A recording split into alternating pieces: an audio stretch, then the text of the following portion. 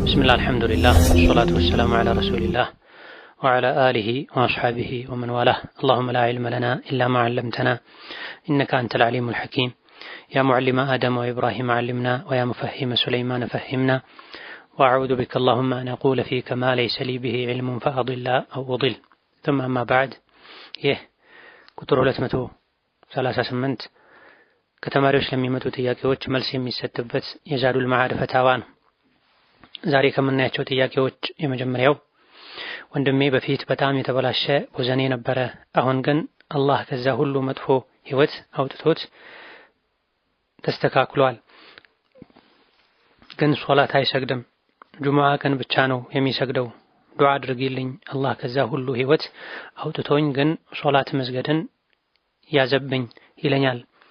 ሐዲስም ስልክለት ያዳምጣል እና አቃቸዋለሁ እኮ መተግበሩ ነው ያቃተኝ። ምን ላድርግ? ለመስገድ እወስንና የሆነ ነገር ይይዝብኛል እንጂ መስገድ ሳልፈልግ ቀርቼ አይደለም ይለኛል።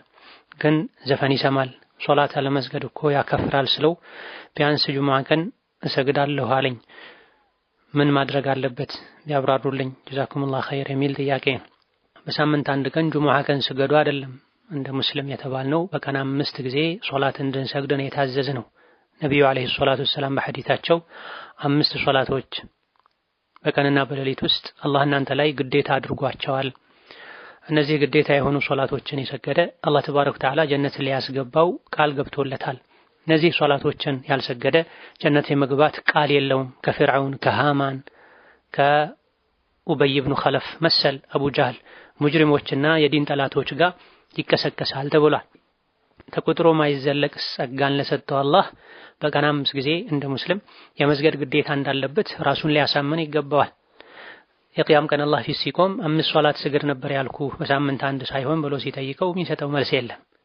ጁሙዓን ግዴታ ያደረገው አላህ በየቀኑ ዙህርን፣ ዐስርን፣ ዒሻን፣ መግሪብን፣ ፈጅርን ግዴታ አድርጓል። አንድን ሶላት ወቅቱ እስኪወጣ መተው ያከፍራል።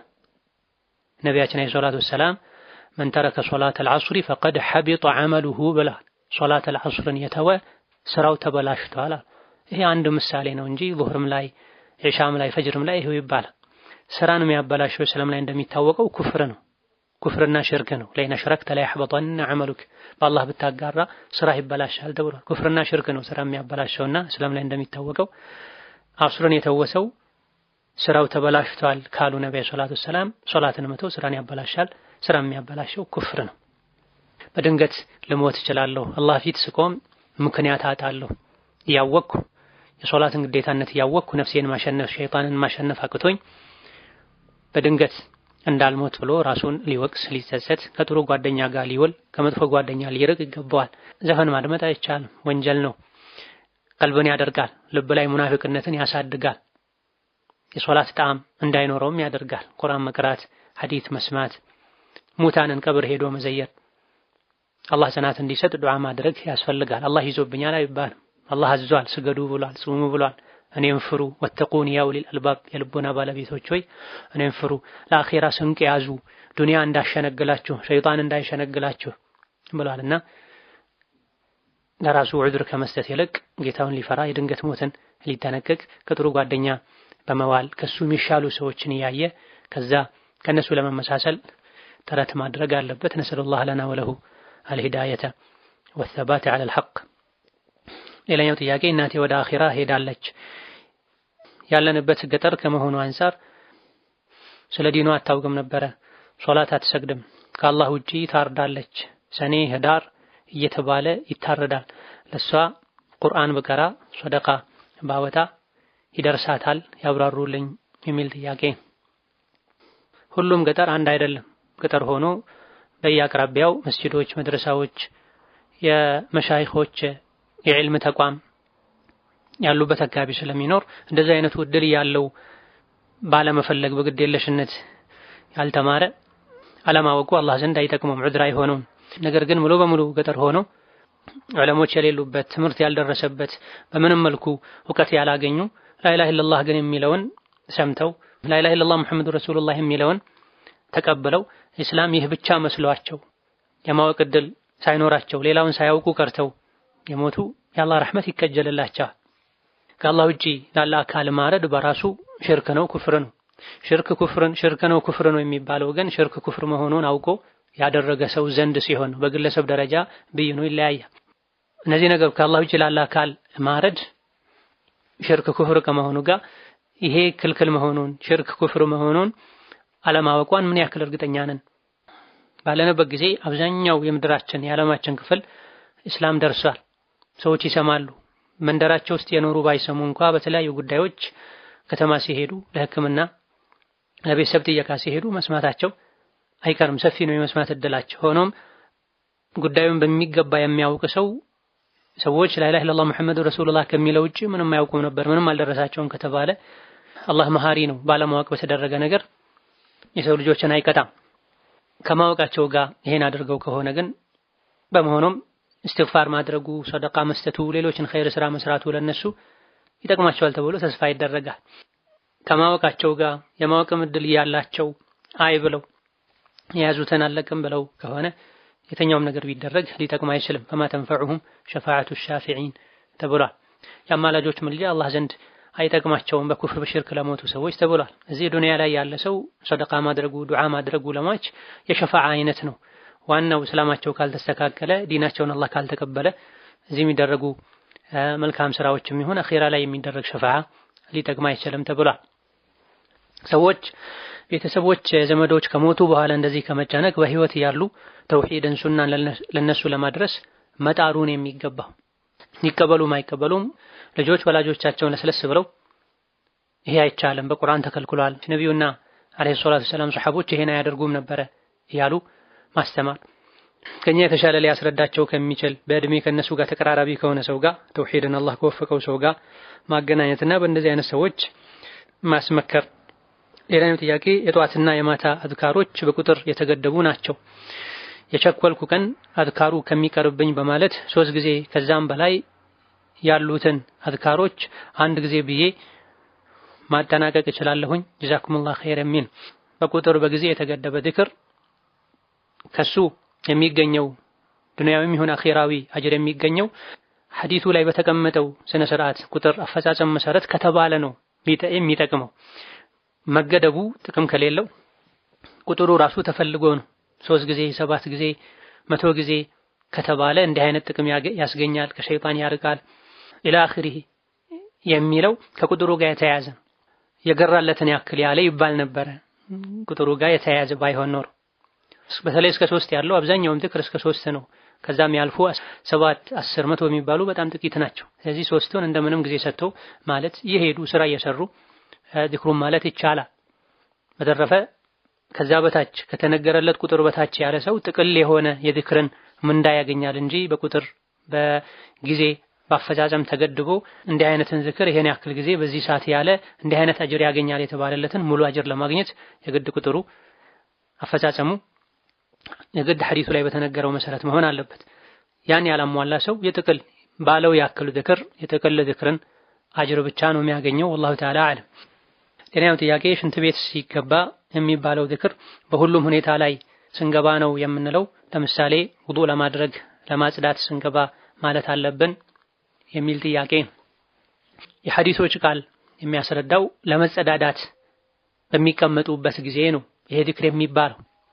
إذا دخل الخلاء ወደ መጸዳጃ ቤት ሲገቡ አብዛኛውን ጊዜ የድሮ ሰዎች መጸዳጃ ቤት የሚገቡት ለመጸዳዳት ነው። ስለዚህ አስሉ ማለት የሚጠበቅብን ማለቱ ይበልጥ አስፈላጊ አንገብጋቢ የሚሆነው ለመጸዳዳት ሲገቡ ነው። ረጅም ጊዜ መቆየት አውራን መግለጥ የሚኖረውም ለመጸዳዳት ሲገቡ ነው። ልብስ ለማጠብ መጸዳጃ ቤቱን ለማጠብ ለውዱእ በሚገቡበት ጊዜ ቦታው ራሱ ለሸይጣንና መሰል ነገር የተጋለጠ ከመሆኑ አንፃር ማለት ይቻላል ቢባል አይከፋም ይባላል እንጂ ለመጸዳዳት ረጅም ጊዜ ልብስ ገልጦ ረጅም ጊዜ ለመቆየት ሲገባ የሚባለውን ያክል መባል አለበት አይባል። ልብስ ለማጠብ ለረጅም ጊዜ በተደጋጋሚ እዛ ገባ ወጣ የሚል ሰው አንዴ ሲገባ ካለ መጀመሪያ ሲገባ ካለ በየመሃሉ ደጋግሞ ገብቶ በወጣ ቁጥር ማለት አይጠበቅበትም። አንዴ ያለው ይበቃል።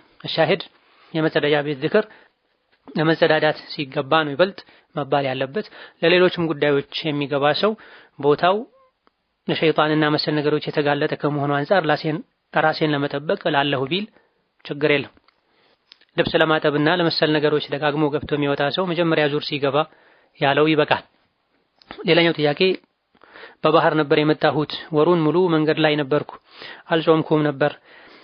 አሁን እንዳልጾም ጉዳት አለብኝና ለምስኪን ልስጥ፣ እንዲሁም እናቴም ጨጓራ በሽታ አለባት፣ በረሃብ ነው የሚነሳባትና የተወሰኑ ዓመታት አልጾመችም። እኔ ለምስኪን ብሰጥላት እችላለሁ ወይ የሚል ጥያቄ ነው። ጊዜያዊ ችግር ያለበት ሰው ምስኪን ማብላት አይችልም። ቋሚ መቼም አይስተካከልም የሚባል የጤና ችግር ላለበት ሰው ነው በምስኪን የሚቀየረው እንጂ ጊዜያዊ ችግር ያለበት ሰው ችግሩ እስኪቀረፍ ድረስ ጠብቆ ኋላ ላይ ያለበትን ቀን ቆጥሮ በጾም ቀዷ ማውጣት መክፈል ነው የሚጠበቅበት። በእድሜ መግፋት ምክንያት አልያ ደግሞ እንደ ስኳርና መሰል የማይጠፉ ከፍ ያሉ በሽታዎች ያሉበት ሰው ነው በእያንዳንዱ ቀን አንዳንድ ምስኪን ያብላ የሚባለውና ድካሙ ጉዳቱ ሲተፋ አቅም ሲያገኙ መጾም ይቻላል። የእናትን ጉዳይ በተመለከተ የጨጓራ በሽታው ታክሞ የማይድን ታማኝ የሆኑ የጤና ባለሙያዎች የማይድን ነው በዚሁ የሚቀጥል ነው ካሉ ለእያንዳንዱ ቀን አንዳንድ ምስኪን ታበላለች። የሚድን ከሆነ በረሃብ ምክንያት የሚባባስባት የሚያማት ለጊዜው ብቻ ከሆነ ህመሙ እንዲህ አይነቱ የህመሙ ባህሪ ጊዜያዊ ከሆነ እስክትድን ትጠብቃለች። አይድንም በዚሁ ነው ከራሷ ጋር አብሮ የሚቆይ በሽታ ነው የሚባልበት ደረጃ ላይ ከደረሰ ለእያንዳንዱ ቀን አንዳንድ ምስኪን ማብላት ይጠበቅባታል። እሷ ማብላት ካልቻለች ወይም ልጇ እኔ አበላልሻለሁ ካላት እሷ ከፈቀደችለት ከወከለችው ልጇን ቢያበላላት ችግር የለው። ሌላኛው ጥያቄ ያለፈውን ረመዳን በህመም ያልጾምኳቸው ቀን ነበረ። አሁን ያኛውን ረመዳን ሳልጾም ይሄኛው ቢገባ መጾም ብቻ ነው ወይስ ከፋራ አለው? ህመሙ ዑድሩ ቀጥሎ ከሆነ ቀጣዩ ረመዳን የገባው ያለፈውን ሳይጾሙ ኋላ ላይ ቀዷ ብቻ በቂ ነው። ምንም ህመም ሳይኖር መጾም የቻሉ ተዘናግቶ ቀጣይ ረመዳን ከገባ ግን በርካታ የፊቅህ ሊቃውንት ዘንድ ከመጾም በተጨማሪ ለእያንዳንዱ ቀን አንዳንድ ምስኪን ማብላት ይጠበቃል የሚሉ አሉ። ሆኖም ግዴታ ነው ለማለት የሚያስችል በቂ ማስረጃ የለም። ግዴታ የሚሆነው ያለውን ጾም ብቻ ቆጥሮ ቀዷ ማውጣት ነው። ነገር ግን ከኺላፉ ለመውጣት ለጥንቃቄም አላህ ይበልጥ ይቅር እንዲለን ሰደቃውም በማንኛውም ሁኔታ ስለሚወደድ ከመጾም በተጨማሪ ጎን ለጎን አቅም ያለው ሰው ቢያበላ መልካም ነው። ሌላኛው ጥያቄ እናቴ የባለፈውን ረመዳን በወሊድ ምክንያት አልጾመችም ነበረ። መንታ ልጅ ነው ያላት። እነሱን ይዞ ለመጾም አልቻለችም። ሌሊትም ስለማያስተኛት በዛ አቅም ብትጾም ይበልጥ ትታመማለችና የባለፈውን ረመዳን እንዴት ታድርግ? ጀዛኩሙላህ ኸይረን የሚል ጥያቄ። እርግዝናና ልጅ ማጥባት ጊዜያዊ ችግር ነው። ችግሩ ሲቀረፍ ነፍሰ ጡር የነበረች ሴት ስትወልድ ወልዳ ልጇ በምግብ መኖር ሲጀምር ታጠባ የነበረች ሴትም ልጁ ከፍ ብሎ በጡጦና በለስላሳ ምግቦች መኖር ሲጀምር መጾም ነው የሚችሉት። ሳተኛ ማደሯ ሁለት ልጅ በመሆኑ መድከሟ ጊዜያዊ ዑድር ነው ሊሆን የሚችለው። ሞክራው መጾም ካልቻለች እንዴተኛውም ሰው በሽታ ህመም እንዳለበት ሰው አዲስ አራስ የሆነች ሴት ለጊዜው ጾሙን ትታ ኋላ ላይ ቀዷ ማውጣት እንደምትችለው ነው እንደዚህ አይነቱ ሁኔታም የሚስተናገደውና ልጆች ጠንከር ሲሉ አቅም ስታገኝ ቀኑን ቆጥራ ቀዷ ማውጣት ብቻ ነው የሚጠበቅባት። ሌላኛው ጥያቄ ቤተሰቦቻችን ብር አስቸኳይ ፈልገው ስንልክ ብር እጃችን ላይ ከሌለ የሚልኩ ልጆች እንዲልኩልን እናደርጋለን። እኛ የምንሰጣቸው ከቀናት በኋላ ነው። ስንመልስ ምንዛሬው ይጨምራል ወይም ይቀንሳል። ባለንበት ሀገር እንዲልኩልን ባልናቸው መሰረት ነው የምንሰጣቸው። ይህ እንዴት ይታያል? ጀዛኩሙላህ ኸይረን የሚል ጥያቄ ነው። የውጭ ምንዛሪ ስራ የሚሰሩ ሰዎች ከሆኑና ይሄ አሰራርም ምንዛሪ ሐዋላ በሚለው ውስጥ የሚካተት ከሆነ የግድ እጅ በእጅ መሆን አለበት፣ በዕለቱ ዋጋ መሆን አለበት። እጅ በእጁን ሙሉ በሙሉ እንኳን ማሳካት ባይቻል ባሉበት የውጭ ሀገር ገንዘብ ወደሚልከው ሰው በአካል በመሄድ ገንዘብ የሚላክበት ሀገር ላይ ደግሞ ገንዘቡን የሚቀበለው ሰውም ውጭ ሆኖ ገንዘብ የሚልከው ሰው ወኪል ጋር በመቅረብ ቢያንስ ሁለቱም እዛም እዚህም ውጪም ሀገር ውስጥም ያሉት በአካል ሲገናኙ ደግሞ ስልክ ተደውሎ ይኸው ሰጥቼዋለሁ ብሩን ተቀበል ምንዛሬውን መባባል አለበት። ይሄ ነው እጅ በእጅ የሚባለው ባለንበት ጊዜ። ይሄ ከተሟላና በዕለቱ ዋጋ ከሆነ ሸርጡ ተሟልቷል፣ ችግር የለም። ከዚህ አንዱ ከጎደለ አይቻልም።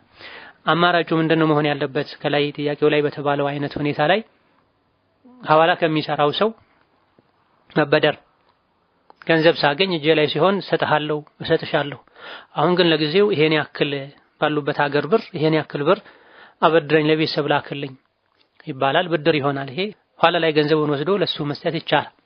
ይሄም ሰዎች በዘዴ ሪባ ውስጥ የሐዋላ ወንጀል ውስጥ የሚገቡበት መሆን የለበትም። ድንገት እጅ ላይ ብር በጠፋበት ጊዜ የሚያውቁት ሰው በትብብር መልኩ የሚያደርግ ከሆነ፣ ካልሆነ ገንዘቡ ሲገኝ መላክ አልያ ደግሞ ሚላክላቸው ሀገር ያሉ ሰዎች ተበድረው እንዲጠቀሙና እስኪላክ ድረስ እንዲጠብቁ ማድረግን የሚገባው። ለዲን መጠንቀቅ ማለትም ይሄ ነው። ለዲኑ ማይጠነቀቅ ሰው ለጊዜው ብቻ ከችግር መውጣቱ ነው የሚታየው። ለዲኑ የሚጠነቀቅ ሰው ለጊዜው ከችግር መውጣቱ ሳይሆን አኺራ ላይ ችግር ያመጣል አያመጣም፣ አላህን ያስቆጣል አያስቆጣም የሚለውን ነው ቀድሞ የሚያየው። ሌላው ጥያቄ የምጠቀምበት መኪና ነበረ፣ አሁን ክራይ ላይ ነው። ዘካ ለማውጣት ፈልጌ ነበረ። በሙሉ መኪናው ነው ወይስ በኪራው? በኪራይ ከተሰበሰበው ብር ነው የሚወጣው? ከሙሉ ክራዩ ነው ወይስ ተጠቅሜበት ከተቀማጩ ነው የሚወጣው? አንድ አመት ሞላው ካከራየሁት ጀዛኩሙላህ ኸይር የሚል። መኪናው ለሽያጭ የቀረበ ከሆነ እስኪሸጥ ገዢ እስኪገኝ ድረስ የተከራየ የሚያገለግል ከሆነ ከክራይ ከተገኘውም ገንዘብ መኪናው ቢሸጥ ከሚያወጣውም ገንዘብ አንድ ላይ ታስቦ አመት ከሞላው ዘካ ይወጣበታል።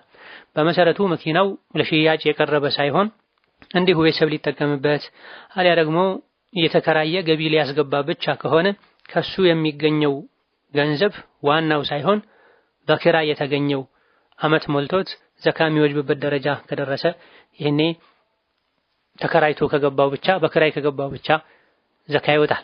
ሌሎች ገንዘቦች ካሉ ከነሱ ጋር አንድ ላይ ተደምሮ ታስቦ። ሌላኛው ጥያቄ ባልና ሚስት በስልክ ሲያወሩ ፈሳሽ ነገር ቢከሰት ሻወር ይወጅባል ወይስ ችግር የለውም የሚል ጥያቄ ነው። ፈሳሹ በንዝረት በስሜት ከሆነ የተለመደው የሚታወቀው የዘር ፈሳሽ መንይ ከሆነ ሙሉ ገላን መታጠብ ግዴታ ይሆናል። ከመንይ በታች ያሉ ፈሳሾች ከሆኑ እስትንጃ ማድረግ፣ የነካው ሰውነትና ልብስ ማጠብ፣ ውዱእ ማድረግ ብቻ ነው ግዴታ የሚሆነው። ሌላኛው ጥያቄ 270 ሺህ ብር አለኝ፣ አንድ አመት ከ8 ወሩ ነው። ስንት ነው ዘካ የሚወጣበት? ዘካውንስ ለተፈናቃዮች መስጠት ይቻላል የሚል ጥያቄ። 270 ሺህ ብር የአንድ አመት ብቻ ከሆነ 6750 ብር ነው የዘካ መጠኑ። የ8 ወሩን በተመለከተ ወይም 8ቱን ወር ከ4 ወር በኋላ የ8ቱን ወር ከ4 ወር በኋላ አመት ሞልቶት ለብቻው እንደገና ማውጣት፣ ካልሆነ ደግሞ የ8ቱን ወር አስቀድሞ የ2 አመት አድርጎ መስጠት ይቻላል። የ2 አመት ሲሆን የአንድ አመቱ 6750 ብር ከሆነ የ2 አመት ሲሆን ይሄን በሁለት አባዝቶ ዘካ መስጠት ነው። ለተፈናቃዮች መስጠት ይቻላል ወይ? ተፈናቃዮች በመፈናቀላቸው ምክንያት ከተቸገሩ በቂ ዕለታዊ ወጫቸውን ካላገኙ ፉቀራ፣ መሳኪን፣ ደሃ፣ አቅመ ደካማ የሚለው ውስጥ ይገባሉ፣ ይሰጣቸዋል። ቢፈናቀሉም በቂ ግን ሀብት ካላቸው መፈናቀላቸው ከመኖሪያ ቀያቸው ብቻ እንዲወጡ አድርጓቸው እንጂ ገንዘብ ኖሯቸው ሀብት ንብረት ኖሯቸው ምንም ሳይጎድላቸው የሚኖሩ ከሆነ ስለተፈናቀሉ ብቻ ተፈናቃይ ስለሆኑ ብቻ ተብሎ አይሰጥም። ከመፈናቀላቸው ጋር ግን አቅመ ደካሞች ከሆኑ አሊያ ደግሞ ንብረት ቢኖራቸውም ከንብረታቸው መጠቀም ማይችሉበት መንገድ ላይ ተንጠልጥለው የቀሩ አይነት ሰዎች ከሆኑ አዎ ይሰጣቸዋል። ሌላው ጥያቄ እህቴ ኢትዮጵያ 150 ሺህ ብር ነበራት፣ አመት አልፎታል። ሌላ አመት ያልሞላው ብር አላት። ዘካ የምታወጣው አመት የሞላውን ነው ወይስ ከሁሉም ማውጣት አለባት? ስንትስ ነው የሚወጣው የሚል ጥያቄ። አመት ካልሞላው ዘካ አይወጅብበትም። አመት ከሞላው ዘካ ማውጣት ግዴታ ይሆናል። አምና ካቻምና ወጥቶለትም ቢሆን ከዘካ ከሚወጅብበት መጠን እስካልቀነሰ ድረስ አንድ ገንዘብ የተወሰነ ያክሉ አመት ከሞላው ሌላው ካልሞላው ግዴታ የሚሆነው ከዛ ውስጥ አመት የሞላውን ብቻ ዘካውን ማውጣት ነው። ምናልባት አመት ያልሞላው ገንዘብ አመት የሞላው ትርፍ ከሆነ ከዛው የተገኘ ከሆነ ለትርፉ ለብቻው አመት ይሙላ አይባልም። የዋናው አካል ስለሚሆን አብሮ ዘካ ይወጣለታል። የተለያዩ ገንዘቦች ከሆኑ ግን አመት ከሞላው ብቻ ዘካ ይወጣና የተቀረው ለብቻው አመት ሲሞላ ዘካ ይወጣለታል። ሁለት ሂሳብ ከምሰራ ተብሎ ደግሞ አንድ ላይ አስቀድሞ ማውጣት ፈልጋለሁ ካሉም የሞላውንም ያልሞላውንም አንድ ላይ አስቦ ማውጣት ይቻላል። የ150 ሺህ ብር የአንድ ዓመት ዘካው 3750 ነው። ሌላው ጥያቄ ቁርአን መሳም ሐራም ነው ሲሉ ሰማሁ። እኔ ቁርአን መቅራት ከነበረኝ ፍቅር አንፃር እየሳምኩ ዱዓ እያደረግኩ አለቅስ ነበረ። አሁን ማንበብ ስጀምር ተውኩ። ከፋራ አለው? በሪከርድ ቁርአን ስቀራ የከበደኝ ካለ በርሳስ ጽፈን መቅራት ይቻላል የሚል ጥያቄ ነው። ቁርአንን መሳም ሐራም ነው ሳይሆን የሚባለው እንደ ዒባዳ ተደርጎ የሚያዝ ተግባር አይደለም ነው የሚባለው። በቅርብ ቀን እዚሁ ኢዛዱል መዓድ ፈትዋ ላይ አንድ ወይም ሁለት ፈትዋ ቀደም ብሎ በሰፊው መልስ ተሰጥቶበታል። እሱን መለስ ብሎ ማድመጥ ይቻላል። ባይደረግ ይመረጣል። ማድረጉ ሱና አይደለም። ነብዩ አለይሂ ሰላቱ ሰላም አላደረጉም፣ ሱሐቦችም አላደረጉም። ኢክሪማ አድርጓል የሚባለው ሰነዱ ትክክል አይደለም። የዛ ጊዜ ኢክሪማ በህይወት ያሉ ቁርአን ሙሉ በሙሉ አልተጻፈም የሚል አይነት መልሶች ተሰጥተውበታል። ሐራም ነው ሳይሆን ማይገባ ተግባር ነው፣ ሱና ተደርጎ እንደ ዒባዳ ተደርጎ አያዝም ነው የሚባል። ከፋራ አለው ወይ? ምንም ከፋራ የለው። በድፍረት እንዲሁ ሐራም ሐላል ዋጅብ ያሉ የሚያወሩ ሰዎች አላህን ሊፈሩ ይገባቸዋል። ካላዋቂዎች በሰሙት ነገር ሁሉ የሚደናበሩ ሰዎችም ከእንደዚህ አይነቱ መደናበር ለመውጣት አንገታቸውን ደፍተው ዒልም ሊማሩ ሊቀሩ ይገባል። ከፋራ የሚወጅበው የሰው ነፍስ ያጠፋ አላህ ዋጅብ ያደረገበትን ነገር አንዳንድ ከፋራ አለባቸው የተባሉ አላህ ዋጅብ ያደረጋቸውን ነገሮችን የተወ በጾም ምድር ግንኙነት ያደረገ ለመሰል ነገሮች ነው ከፋራ የታዘዘ ነው። ወይላ አብዛኞቹ ጥፋት አይነቶች ተውበት በማድረግና በመጸጸት ከእንደዚህ አይነት ነገር በመታቀብ የሚስተካከሉ ናቸው። በሪከርድ ቁርአን ስቀራ የከበደኝ ካለ በርሳስ ጽፈን መቅራት ይቻላል ወይ? ብዙም ጥያቄው ግልጽ አይደለም። የጠናውን የከበደውን ደጋግሞ ለማጥናት አስተማሪን ለመጠየቅ በእርሳስ ማስመር ምልክት ማድረግ ከሆነ ችግር የለውም። ለቁርአኑ ለራሱ ጥቅም ለመማር እስከተባለ ድረስ በሌላ ቋንቋ ጽፎ መያዝ ይቻላል ወይ ከሆነ አይቻልም። ቁርአን ከአረብኛ ቋንቋ በሌላ ቋንቋ አይጻፍም። ያልገባንን እስኪገባን ድረስ ሸምድደን ጠይቀን አድምጠን አስረዱኝ ብለን ተልቂን ተደርጎ እንጂ ቁርአን በእንግሊዝኛ ፊደሎችም ይሁን በአማርኛም ይሁን በሌሎች ተጽፎ አይነበብም። በዚህ ዙሪያ ራሱን የቻለ ትምህርትን ተሰጥቷል። በተደጋጋሚም ፈትዋ ተሰጥቶበታል። በሌላ ፊደል ማይተኩ ብዙ የአረብኛ ቃላቶች አሉ። ዷድን በትክክል ለመጻፍ የሚተካው ሌላ ፊደል የለም። ቋፍንም እንደዚሁ ታንም እንደዚሁ በእንግሊዝኛ ሁለት ሶስት ፊደሎችን አቀጣጥለው ታሊሉ ይችሉ ይሆናል። ነገር ግን እንደ አካባቢው እንዳነባበቡ ይለያያል።